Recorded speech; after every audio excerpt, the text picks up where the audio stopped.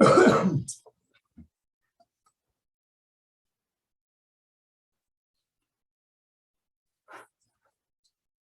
we first want to welcome our friends to going to visit us.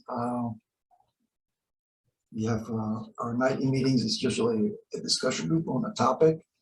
You came at the right one, right time, because we're going to talk about the history of our group. So I'm Fernando, the investigative reporter. We were going to celebrate in 2020, our 20th anniversary. So Ty encouraged me to try to get some information on the Dharma teacher order. So spoke to many people, specifically Jennifer Wheeler, Julie Wagner were great help, Richard Zibley, Noble Silence were also, and then I just got some information from various sources. So relax, tighten your seatbelt. The road was a little rocky, so don't worry about it. Okay, so first we start with our teacher.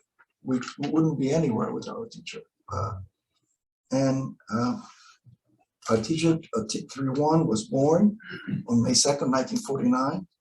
Happy birthday! A few days. Have a continuation. In Tan Thi Quang Nam, Vietnam.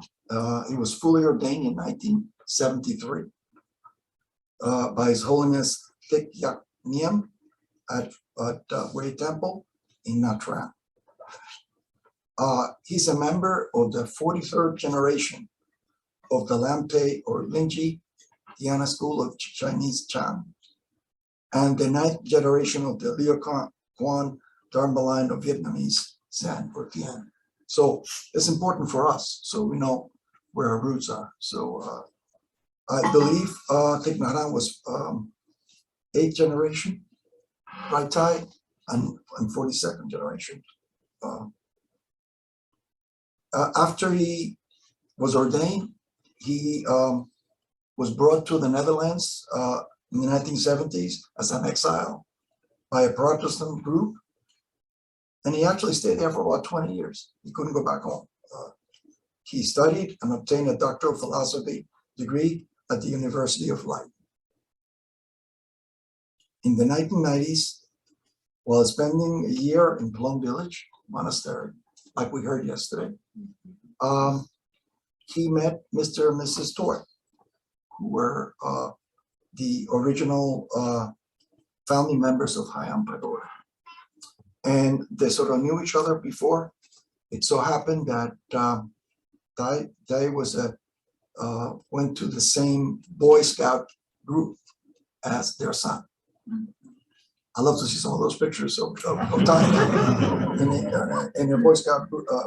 What we won't ask him for. Do you have any pictures? So they invited Ty, and we heard yesterday how then Ty came over in 1996. When he was there, as we heard, he started a class and eventually became 95. 95. He started a class and began to have a class for English-speaking community. Started the Dharma teacher order, and you heard about the first graduating class was in 2000. I believe Richard was part of that, right, Richard? Yes, Noble Silence, the Boxers, I believe, and a few other people that I don't know well. In 2003, actually, the first manual of the Dharma teacher order was put together by Richard Baxter, which was really a good summary of who we were, what we stood for, and things like that. It was a great resource for us as we were trying later on to get some information. And as you both know, just shortly after that, Richard and Adrian started the Buddhist correspondence course, which, as you know, is our correspondence course, free correspondence course for any incarcerated people in the United States. Ty stayed there at Hainan until 2007, but around that time he was recruited to come to Pyongyang and start a class. And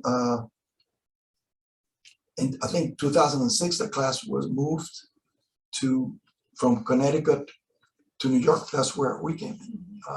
We joined that class at that time. I think 2008. No, Six. six.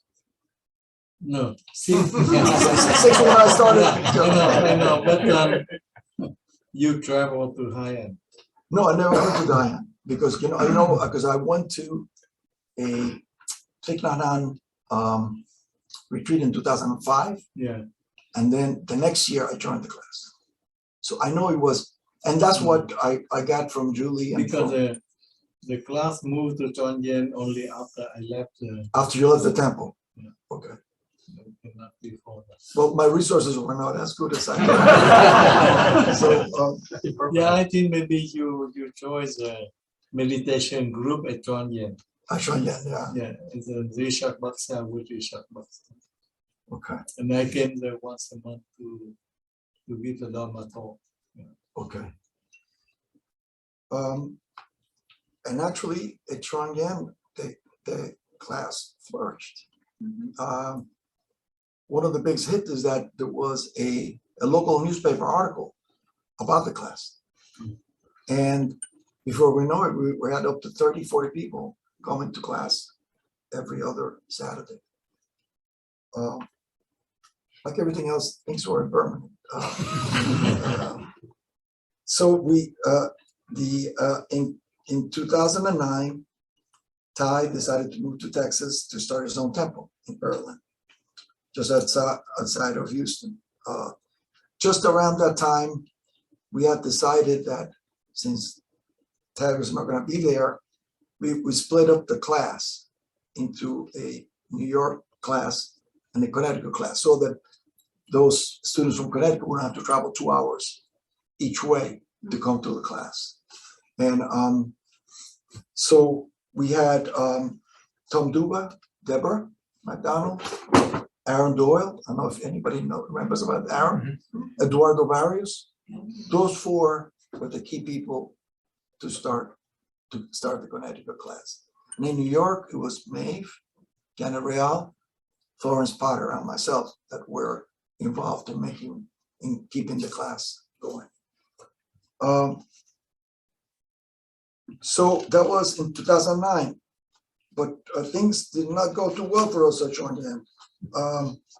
So by when Ty left, it was a shock to us because we didn't have a teacher. But if you think about that, no mud, no lotus, right? Because when Ty left, we had one class.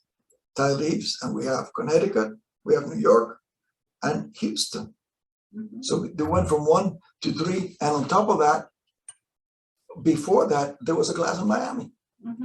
That Noble Silence, Jorge Gonzalez, Noble Silence had started before for the Spanish-speaking community originally, and so that shortly after that, all of a sudden we had 4 classes after Ty left. But in 2012, we were asked to leave Pyongyang because there was this discussion about what the lay Dharma teachers could do at the monastery. And that's where the ride started getting a little topsy-turvy. We spent 2 years at New York Sangha at Raymore from 2012 to 2014. And then after that, we have been blessed to be here in Marindale. And so what happened is that the fact that we moved from the temple alerted us that we needed to become more independent. So we, in 2013, after much paperwork, became a tax-exempt 501c3 not-for-profit religious corporation based in New York State. Now, since we used to have our retreats at Chongyan, so after 2012, we had a little bit of a interesting retreats. So we went in 2013 to the luxurious One Dharma Center. Yes. You could eat from the floor of that place. I mean, you had to take almost a shower to walk into the kitchen, you know, and it was super expensive. Yin yang. The next year, we went to the Sharp Reservation at Fishkill Campgrounds. No heat. But it was rustic and cozy. I think some people froze The women. the women froze. But since 2015, we've been here. And this is our one of our other years having the retreat here. In 2017, under the guidance of Thich Nhat Hanh, practitioners from Virginia Beach joined the DTO as another Sangha. And Dave is here representing the group. In 2020, under the guidance of Thich Phong Chang, practitioners from Springfield, Missouri also have joined us to form another DTO class, and David, you're there. So there have been many ups and downs, many difficulties, as well as a wonderful moments. But we continue to try to learn and share the Dharma as best we can, using the tools we have learned. We're very grateful to all of his teachers that train him to be such a great teacher to us, to all our generations of teachers that have influenced us one way or another and have inspired us, and that we are a continuation of. We're also grateful to all the class members of years past and present who have helped us along so that we can continue to work to relieve our suffering and the suffering of others. May we be happy. May we be safe. May we be healthy. May we be at peace.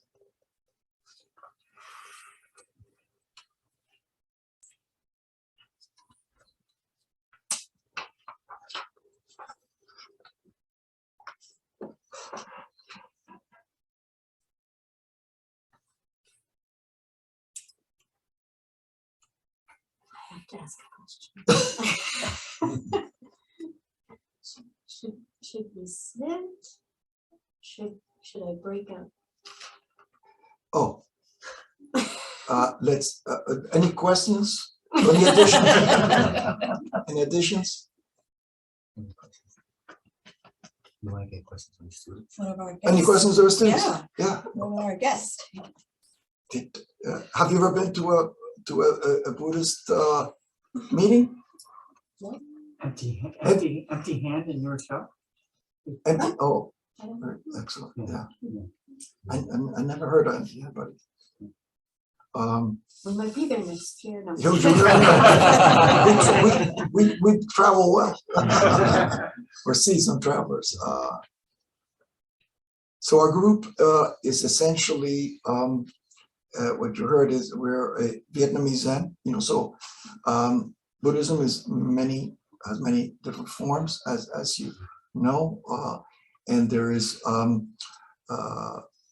I don't want to bore you with too much information, but there is a more monastic-oriented Orthodox group called the Theravada group, and there is the Mahayana group, which is a group that changed a little bit of the things that Theravada was more driven to personal enlightenment, and Mahayana is driven more to enlightenment of others first, and then you, what's called the Bodhisattva ideal. So that's one of the major divisions. Now in the Mahayana group, there's multiple different schools. One is Zen, which Zen is a Japanese term for the word meditation. The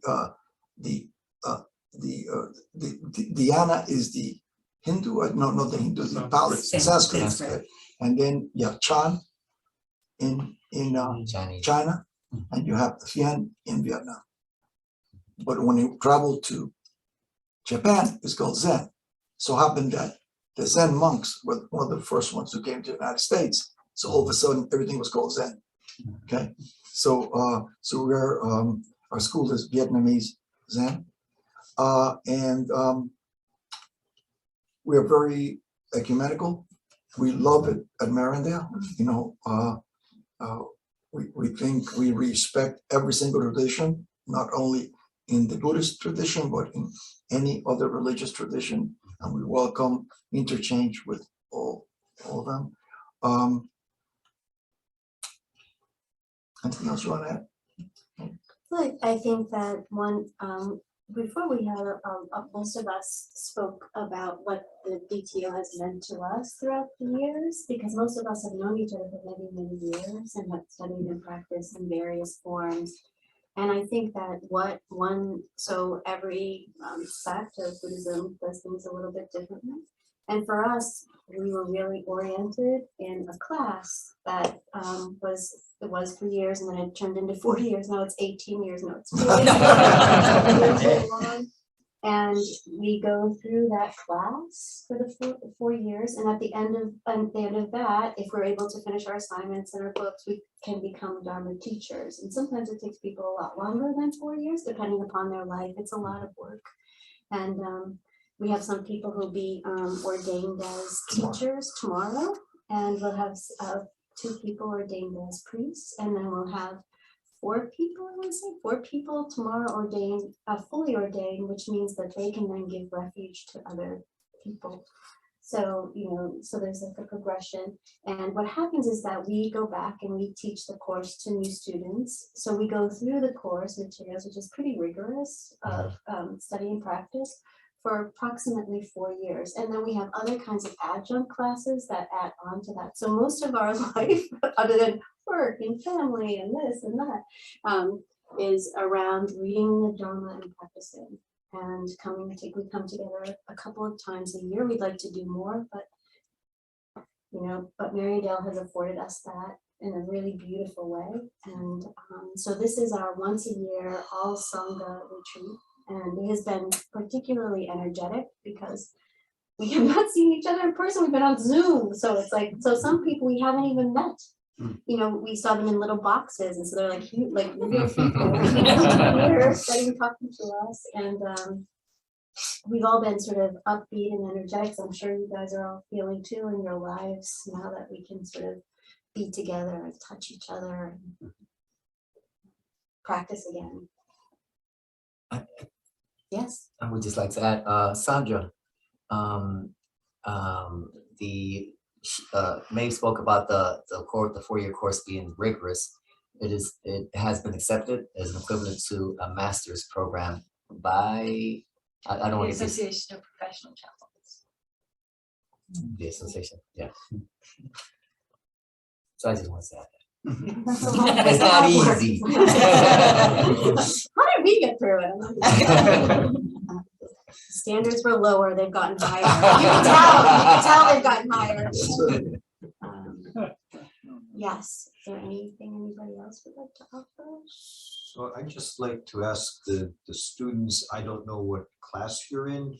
This is not like a usual like practice meeting because we are doing history and a bit of a celebration. So normally we might do chant the Heart Sutra, silent sitting meditation, silent slow walking meditation in here, and do basically today we did walking meditation outside, but we do all those things, and including Dharma talks. We've had some regular kind of teaching talks this weekend. So I was just wondering, I don't know what your background is, but do you have any like basic questions about Buddhism? There's a few people here who may be able to answer. Few. Few teachers are here. Or you got just tell us where you're, what school you're from and where are you in school, things like that, maybe. I don't think any of us Yeah. are students. I So think we're we're- all in, oh, you're Yeah. getting your PhD. Well, funny enough, I'm a PhD in religion and I have been studying some Buddhism, but it's not my primary. And I spent the pandemic living with a Buddhist nun. Oh, So she's so- no longer a Buddhist nun. She was in the Chan. Well, you So we had a very Buddhist Catholic household and kind of everything. Because I was going to a Tibetan, I live in Philadelphia, so a Tibetan center, Sangha in Philadelphia, just on Zoom. She is Chan Pure Land, but she also studies Tibetan. Yeah, so yeah. So, Confusion. yes, I'm trying. I'm sitting here being like, can I be both a Catholic Buddhist? I'm trying. Well, we have a class for that. Come to our class. We have a Buddhist Christian dialogue twice a year here. And the book we're going to be talking is a book called Buddhist and Christian Dual Belonging, question mark. Funny, you should bring it up. People have told me that I'd make a good Dharma teacher, so I've been thinking about it. I'm also like pretty Catholic now and then. I love the Dharma.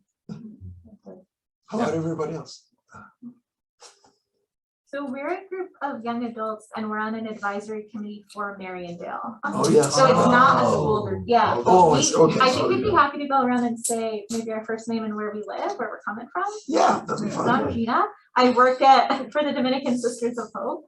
And I lived in the Bronx for a long time, but I have since moved to Minneapolis. So happy to be back. Oh, wow. Whoa. I'm Elizabeth and I live in the East Village. Okay, my name is Lauren. I live in Philadelphia. I'm Nadine, I live in Brooklyn. I'm Carl Precario Foley. I serve as the executive director here at Mariondale. So I began at the end of September. So I've been enjoying this time together with this I can imagine, yes. this group. So it's been great, and it's really wonderful to meet you. I've heard everybody just really enjoys your group and having you here, and we're really very feel very blessed by the partnership we have. So do we. So do we. Love being here. So nice to meet you. I'm Casey, also from New York. And, I've sat a handful of silent retreats, mostly in Tehran, but Yeah. a little bit of Blue Cliff as well. Sure, sure. That's our tradition, the Blue Cliff, George Sands, Blue Cliff. Yeah. I'm Katie, I live in Brooklyn and I know almost nothing about this. Welcome. Now it's Great. You know, they say, as I say, beginner's mind is the best mind, right? Because you're most open, most aware. Welcome, Ben. So, if you feel free to stop posing anytime if you have any questions. But maybe we should bring. You wanna show the? Sure. I'll need help. The surprise. Fernando, I have a I can help. question Yes. for the young, Yes. for our young friends. You said you are the youth advisory council for Mariondale. What do you do and how do you think what you have heard here tonight could inform your decisions for Mariondale? This is the first time we're meeting. we're a new committee. This is really nice and sweet to be able to sit in on it. So what is your charge? I mean, what is the purpose of your group? Yeah, I think the idea is Mariondale is just trying to bring more young people in. So we're trying to, first of all, get people here to give them a taste of what this space is like. And what some of our wonderful programming is like. So I'm really glad that the Christian Dialogue came up. It's a really, really good program.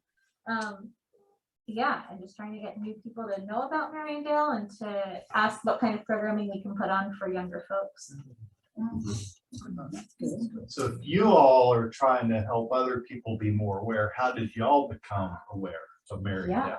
Well, I work here, so I'll let someone else know. I'm in a group called Nuns and Nuns, NUNS and NONES, which I guess like started as like nuns, meaning like no partner, Like no baby, religion. but like now it's just like any millennial woman or man. Yeah. And Catholic sisters.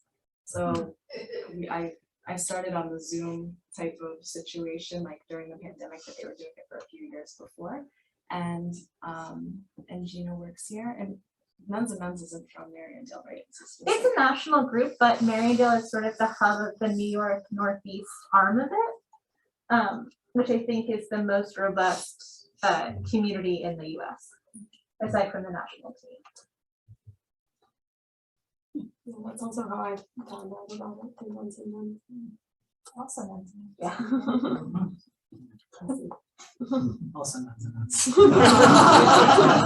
Well, there you go.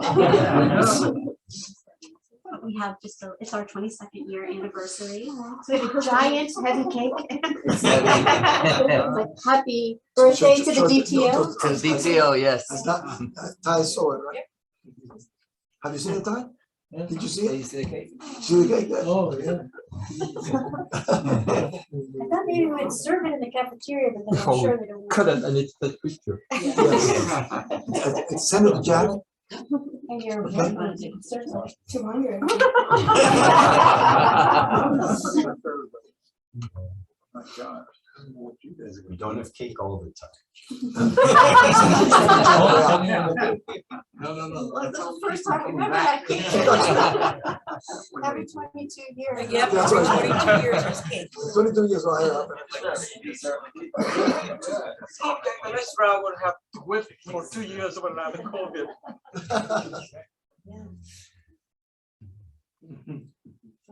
Well, thank you, Ty. Thank you, Ty. Thank you, Ty. That's cool. Should we cut the cake and? What we'll do is, wanna go to the, can we walk down to the cafeteria together? Is that okay with you? To serve cake? Yeah, it's Yeah, okay. and then other people can have maybe some water or something instead of here. And we won't get crumbs in Mariandale carpet. Carpet, Too right? Listen, say it louder.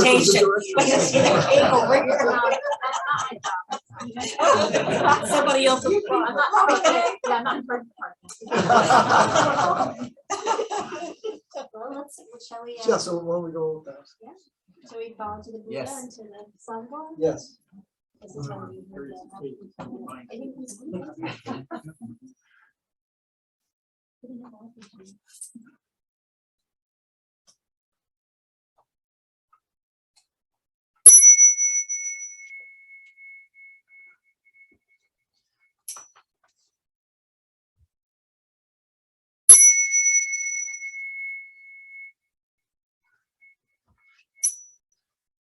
Should we take a picture of the Ty with the cake? Well, thank you so much for inviting us in. We really Yes, appreciate Oh, it. it's If you want cake, You're coming meet us in the cafeteria.